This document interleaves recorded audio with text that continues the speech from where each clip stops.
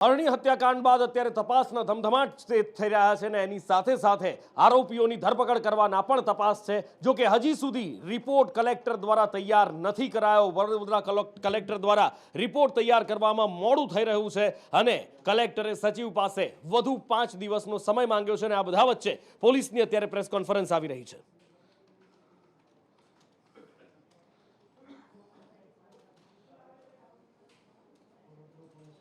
दस दिवस वीती गया है पण तेम छतां पण हजी आ रिपोर्ट तैयार नहीं करायो ने आ बधा वच्चे हाईकोर्ट में सुओ मोटो लेवा माटेनी अरजी थई हती। हाईकोर्टे सुओ मोटो लीधी छे ने एनी साथे साथे केटलाक वेधक सवालों पण पूछ्या छे अने केटलीक टकोर पण करी छे। आ हरणी दुर्घटना कहो के पछी ए होनारत कहो के पछी ए मासूमोनो हत्याकांड कहो तेना आरोपीओने पोलीस द्वारा झड़पी पाडवामां आव्या छे अने हवे तेमना सामे कार्यवाहीनी वातो थई रही छे, कार्यवाहीना दावा थई रह्या छे। पण जेमनुं संचालन हतुं बोटना ए चलावनार व्यक्तिओ के पछी बोटनो कॉन्ट्राक्ट जेमने आपवामां आव्यो हतो ए बधाने पकड़वामां आवी रह्या छे। 6 आरोपीओ पोलीस पकड़थी दूर दूर छे। जे 19 सामे फरियाद नोंधाई हती एमांथी 6 लोको दूर छे।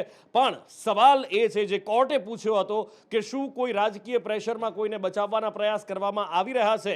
महानगरपालिकानुं तंत्र केम चूप थई जाय छे? महानगरपालिकाना अधिकारीओ पदाधिकारीओ ए बधानी जवाबदारी पण बने छे। कोर्टे स्पष्ट शब्दोमां पूछ्युं हतुं के ज्यारे कॉन्ट्राक्ट अपायो तो ए पछी देखरेखनी जवाबदारी कोनी हती? ए जवाबदारी शुं निभाववामां आवी हती? सीधा अने स्पष्ट वेधक सवालों पूछवामां आव्या हता जेनी सामे कोई जवाबो नहोता। शुं कार्यवाही थई ए ज वात करवामां आवी। सरकार द्वारा कार्यवाही करवामां आवी, फायर विभाग पहोंची गयुं हतुं वगैरे वगैरे वगैरे जवाब आपवामां आव्या। पण अधिकारीओ पदाधिकारीओनो आमां शुं रोल छे? शुं तेમને बचाववामां आवी रह्या छे? कारण के एમને तो फरियादी बनावी देवामां आव्या छे। तो पछी एमनी जवाबदारी ज्यारे हती 2022 માં ज्यारे वडोदरा महानगरपालिकानी अंदर બંછાનિધિ પાની ज्यारे कमिश्नर हता म्युनिसिपल कॉर्पोरेशनना त्यारे ज एमना द्वारा जवाबदारीओ नक्की करवामां आवी हती त्यारे तो पछी तेम छतां पण केम ए अधिकारीओने फरियादी बनाववामां आव्या छे? अधिकारीओने आरोपी केम नथी बनाववामां आवता? ए घणा बधा सवालो छे। आ बधा वच्चे प्रेस कॉन्फरन्स आवी रही छे।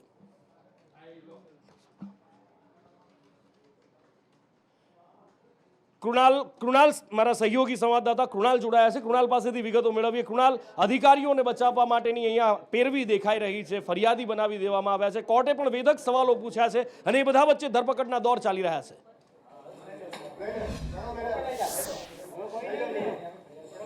बिल्कुल नुपुर, जे रीते आजे हरणी बोट दुर्घटनामां पोलीसे 4 जेटला आरोपीओनी धरपकड़ करी लीधी छे। महत्वनी वात छे के जे दोषी परिवार छे जतीन, नेहा अने तेजल दोषी आ त्रणेय राजस्थान तरफ पलायन थया हता। परंतु सौथी महत्वनी वात छे के जे निलेश जैन छे के जेने परेश शाहे खानगीमां ज सब कॉन्ट्राक्ट आपी दीधो हतो, ए निलेश जैननी पण आज धरपकड़ थई गई छे। आ निलेश जैननी माफ करशो जवाबदारी ए हती के तेणे बोटिंगनुं संचालन करवानुं हतुं अने तेना जे संचालनमां आ प्रकारनी आ दुर्घटना घटी छे। એટલે કે નિલેશ જૈનને હાલ અહીંયા ઝડપી પાડવામાં આવ્યો છે। હવે ફક્ત 6 જેટલા આરોપીઓ ઝડપી પાડવાના બાકી છે। તેના વચ્ચે કલેક્ટર દ્વારા જે રાજ્યકક્ષાના સચિવ છે તેની પાસે સમય માંગવામાં આવ્યો છે, કારણ કે 10 દિવસમાં આ રિપોર્ટ રજૂ કરવા માટે ગૃહમંત્રીએ કહ્યું હતું, પરંતુ હજુ પણ એફએસએલનો રિપોર્ટ નથી આવ્યો અને ટેકનિકલ પણ રિપોર્ટ નથી આવ્યા। એટલે હવે કહેવામાં આવી રહ્યું છે કે વધુ સમય આપવામાં આવે ને ત્યારબાદ જે સંપૂર્ણ રિપોર્ટ છે તે આપવામાં આવશે। મહત્વની વાત છે કે હજુ પણ એક પણ સરકારી અધિકારીનો આરોપી તરીકે હાલ ઉલ્લેખ ન કરાતા હજુ પણ ચર્ચાનો વિષય બન્યો છે।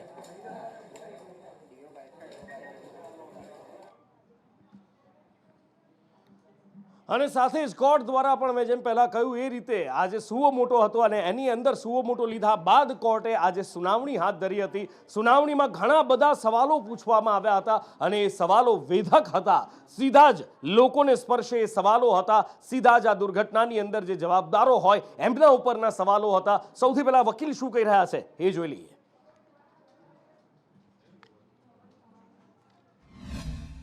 કે કોની જવાબદારી? તો જ્યારે કોન્ટ્રાક્ટ આવી મેટરમાં અપાય છે અને કોર્પોરેશનની કે ગવર્મેન્ટની પ્રોપર્ટીની અંદર આવતું હોય છે ત્યારે એ લોકોની રિસ્પોન્સિબિલિટી શું? પીપીપી મોડલમાં ખાલી કોન્ટ્રાક્ટ કરી અને પૂરું કરી નાખવાનું? ઇન્સ્પેક્શનનું શું? ગવર્મેન્ટ ઓફિસરોની જવાબદારી શું? ત્રીજું, કોર્પોરેશનના કોન્ટ્રાક્ટમાં જે વખતના ઇન્સ્પેક્શનની જવાબદારી છે એની ઉપર કોર્ટે ઘણી ગંભીર ટકોર કરી છે અને કોર્પોરેશનની ડિટેલ એફિડેવિટ મંગાવી છે। ની ડિટેલ પણ મંગાવવામાં આવી છે। કોર્ટે વેધક સવાલો પૂછ્યા છે। આખરે જેમની જવાબદારી છે, શું કોઈ પોલિટિકલ પ્રેશર તો નથી? મહાનગરપાલિકાના તંત્રનું શું? તો જવાબો શું મળ્યા સામે? જાણીએ દિવ્યા પાસેથી। નુપુર હરણી લેક દુર્ઘટનાને લઈને જે અકસ્માત સર્જાયો ત્યાં બેદરકારી જે રાખવામાં આવી, અત્યાર સુધીમાં મનપા દ્વારા કડક એક્શન શા માટે લેવામાં નથી આવ્યા? અત્યાર સુધીમાં શું કાર્યવાહી કરવામાં આવી છે? કોઈ રાજકીય વર્ગ ધરાવતા લોકોને બચાવવામાં પણ આવી રહ્યા છે તેવી વકીલ એસોસિએશન તરફથી પણ આજે કોર્ટમાં રજૂઆત કરવામાં આવી હતી.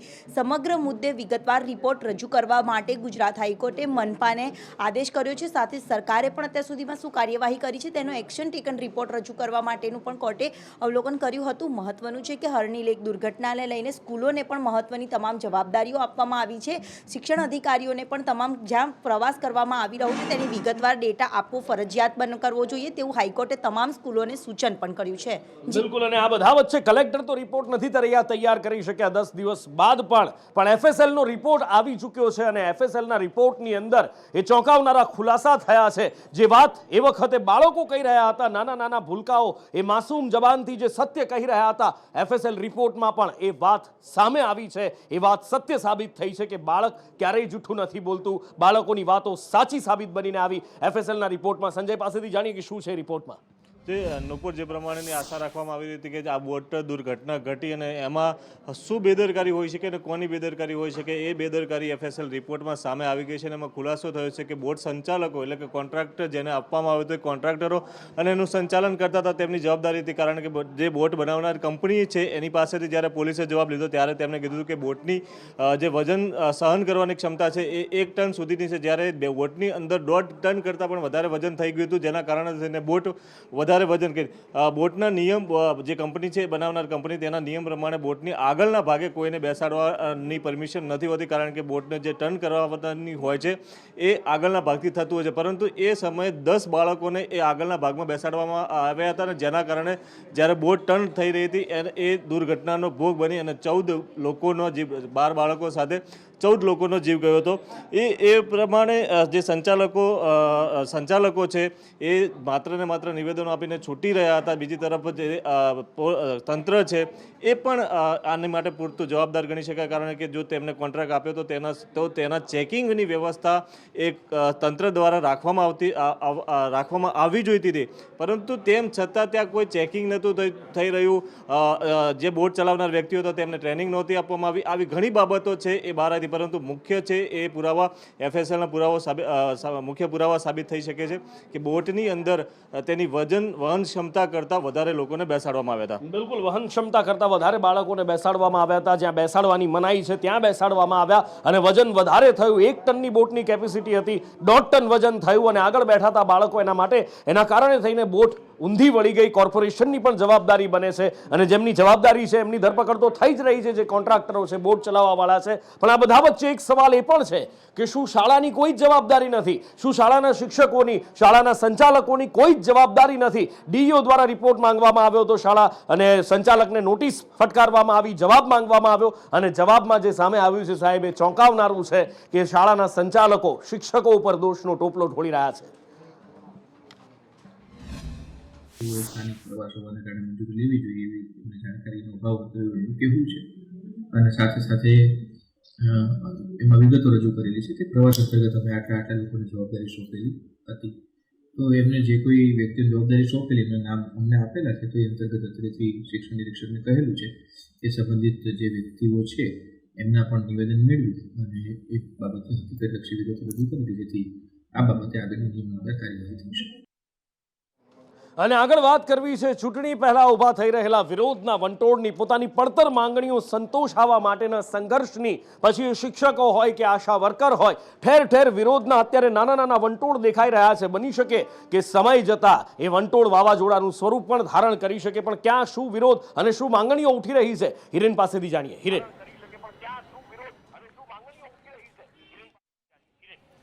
સ્વાભાવિક રીતે લોકસભાની ચૂંટણી અને વિધાનસભાનું બજેટ સત્ર બંને નજીક આવી રહ્યા છે અને એટલે જ પડતર માંગણીઓ છે એ પૂરી થાય એવી આશાથી સરકારી કર્મચારીઓ હોય અથવા તો સરકારી કર્મચારી બનવા માટેની અપેક્ષાવાળા ઉમેદવારો છે એમના આંદોલન ધીમે ધીમે શરૂ થયા છે.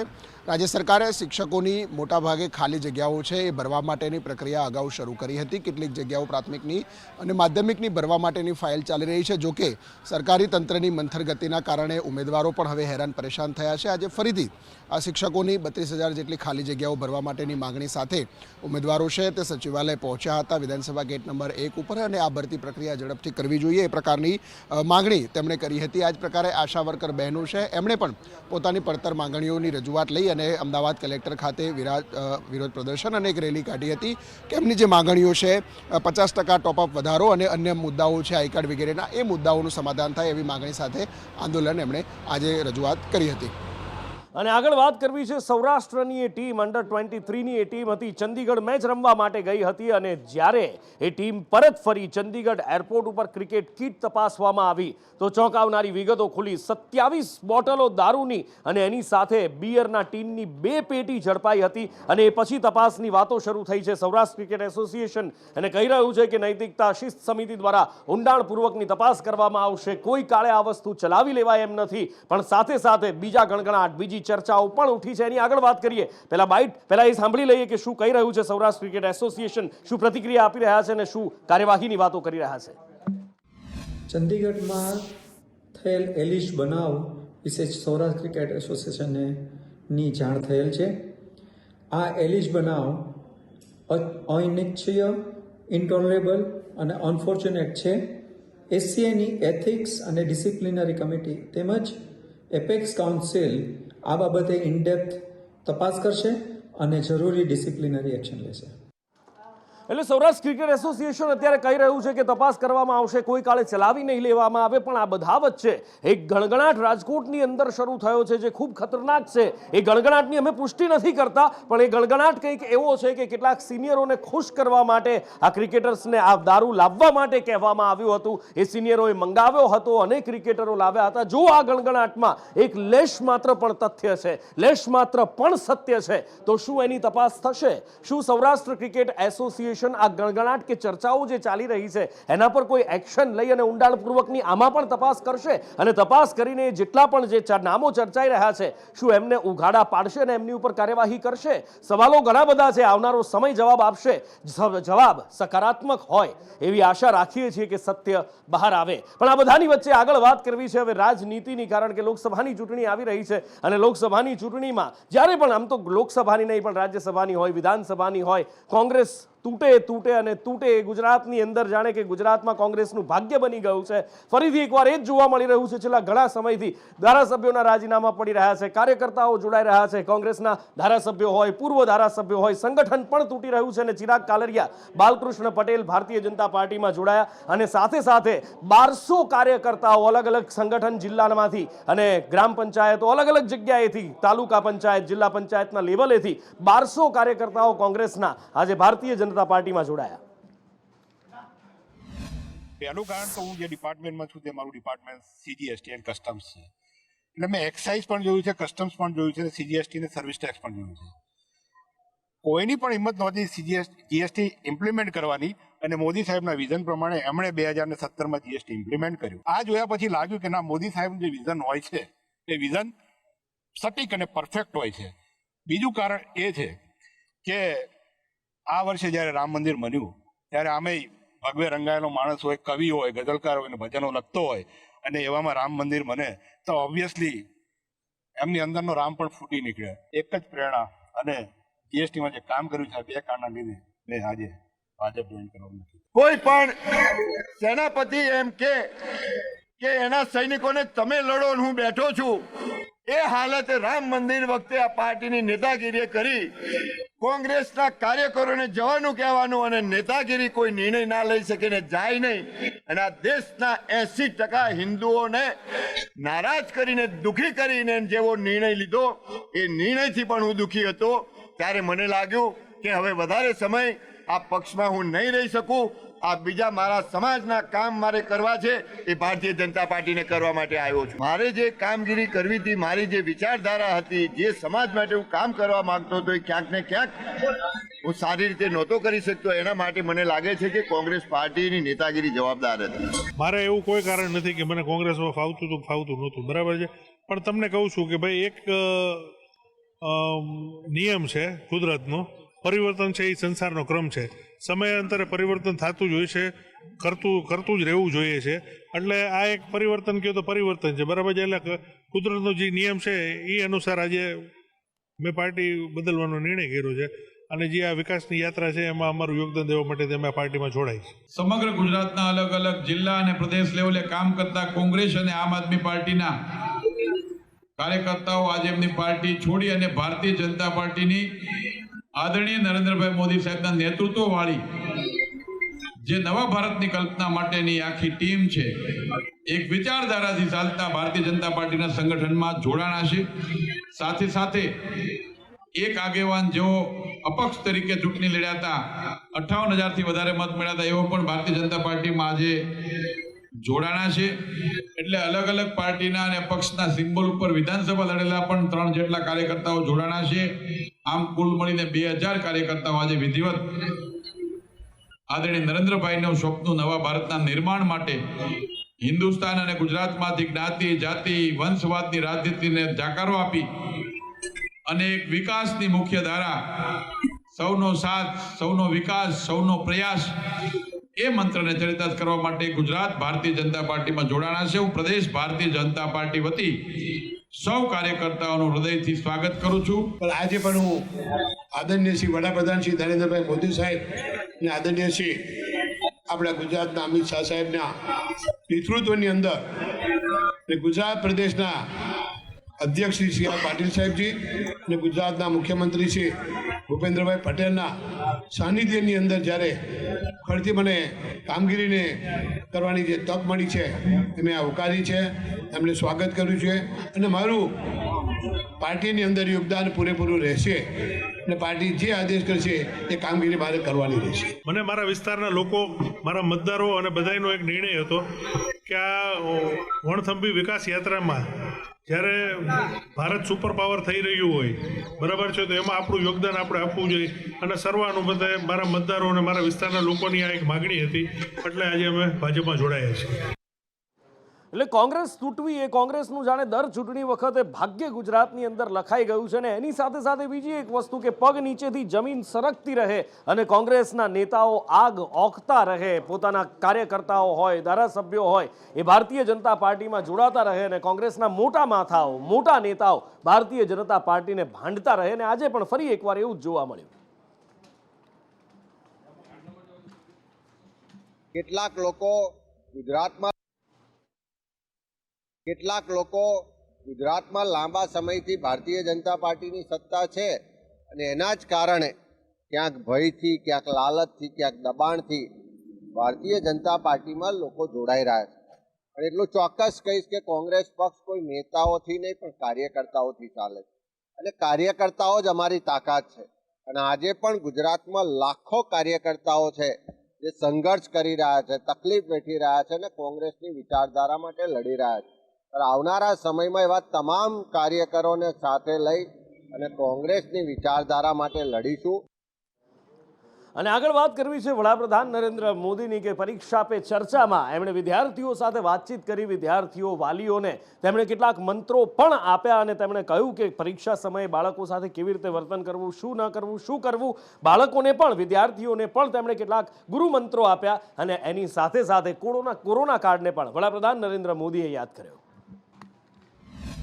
मैं गलती भी हो जाए तो ये मान के चलता हूं कि ये मेरे लिए लेसन है.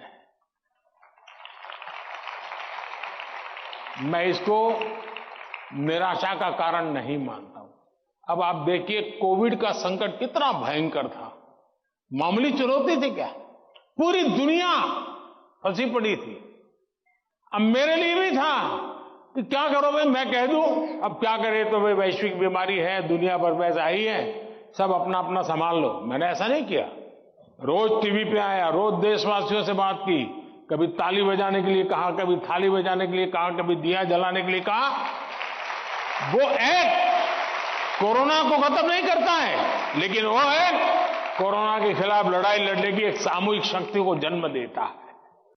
અને આગળ વાત કરવી છે જુનાગઢ તોડ કાંડની કે જેની અંદર સર્કલ પીઆઈ, એએસઆઈ વગેરે વગેરેની વાત થઈ રહી છે. 3 લોકો સામે ગુનો નોંધાયો છે અને હવે ચોથા વ્યક્તિનું નામ પણ ઉમેરાયું છે. પણ એ ચોથો વ્યક્તિ છે કોણ? મિસ્ટર ઇન્ડિયા જેવો લાગી રહ્યો છે, કારણ કે ખુદ કોઈ જણ જાણતું નથી કે જિલ્લાના લોકો કે પછી પોલીસ બેડાની અંદર પણ એ વાત નથી સામે આવી રહી કે આખરે છે કોણ. ચર્ચા એવી છે કે કોઈ મોટું માથું હોઈ શકે છે અને એ પણ ખાખીધારી. જિગ્નેશ પાસેથી જાણીએ શું થઈ રહ્યું છે આ કેસની અંદર. નુપુર, જે 3 અધિકારીઓ સામે એટલે કે 2 પીઆઈ અને એક એએસઆઈ સામે જે ફરિયાદ દાખલ થઈ હતી તોડ મામલે, તેમાં હવે એક વધુ નામ સામે આવી રહ્યું છે. નામ કરતાં કદાચ તે તેમનો જ કોઈ અધિકારી હોય તેવી પણ શંકાઓ સેવવામાં આવી રહી છે, કારણ કે આવડો મોટો તોડકાંડ સુપરવિઝનર અધિકારી અથવા તો તેમના ઉપરી અધિકારીના ધ્યાન બહાર ન થયું હોય તે વાત સ્પષ્ટ છે. અને તેને લઈને હવે એક શંકા લગાવવામાં આવી રહી છે કે જૂનાગઢ એસપી હર્ષદ મહેતાની આમાં સંડોવણી છે કે કેમ. કારણ કે જો તેમના જ તાબાના એસઓજીના પીઆઈ અને અન્ય એક માણાવદર પીઆઈ સાથે મળી અને જો આવડો મોટો તોડકાંડ કરતા હોય, તેમના નામની નોટિસો જતી હોય, તો સ્વાભાવિક છે કે ઉપરી અધિકારીને તેઓ વિશ્વાસમાં લીધા હોવા જોઈએ. અને તેને જ લઈને જે ચોથા વ્યક્તિના નામની સંડોવણી આવી રહી છે તેને લઈને હજી ઘણા રહસ્યો ઘેરાયેલા છે. તો બીજી તરફ એટીએસે જે આખી તપાસ સોંપવામાં આવી છે તે એટીએસે 2 તરફી અત્યારે તપાસ શરૂ કરી દીધી છે.